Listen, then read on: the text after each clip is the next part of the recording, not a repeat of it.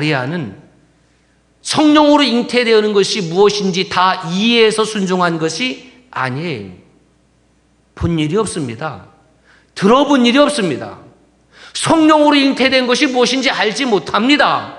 이해되지 않습니다. 그런데 마리아가 붙잡은 것은 뭐냐면 내 머리로는 이해되어지지 않지만 내 이해력보다 하나님의 말씀이 더 우선이라는 거예요. 여러분, 우리가 신앙생활 하다 보면 이해되어지지 않는 일 참 많습니다. 공동체 생활하다 보면, 같은 교회에서 어떤 사역을 하다 보면 내 마음에 맞지 않는 일도 많이 있습니다. 그런데 각자 내 마음을 앞세우고 내 머리를 앞세우고 내 이해력을 앞세우면 그것은 분열로 가득 찹니다. 그러나 그 모든 사람들이 하나님의 말씀을 앞세우면 그곳에는 하나님의 은혜가 흥왕할 줄로 믿습니다. 생각이 다릅니다. 가치관이 다릅니다. 방법이 다 다릅니다. 그런데 하나님의 말씀은 동일하거든요. 그래서 하나님의 말씀을 내세웠더니 그 하나님의 말씀 속에서 하나님의 놀라운 역사가 일어납니다.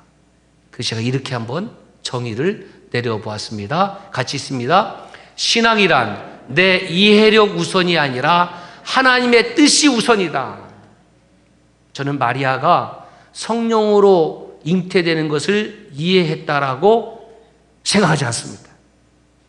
잘은 모르지만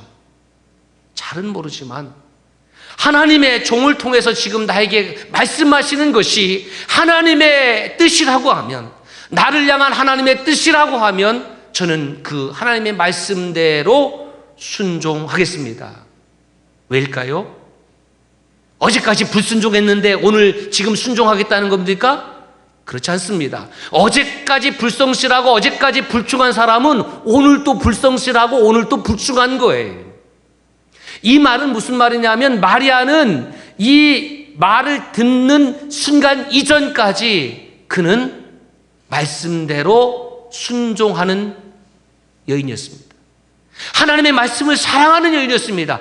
그도 그럴 것이지 수많은 이 땅의 여인들 가운데에 그 마리아를 하나님이 왜 선택했을까? 왜 찾으셨을까?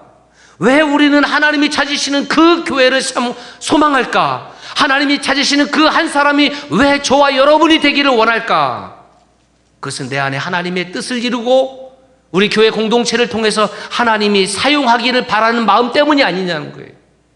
그렇다고 하면 수많은 여인들 가운데에 하나님께서 이 마리아를 불러주시고 선택하시고 말씀을 주시는 이유는 뭐냐면 그가 여전히 그 말씀을 받는 순간에도 그 순간까지 하나님의 말씀을 사랑하고 말씀대로 순종하며 살았기 때문에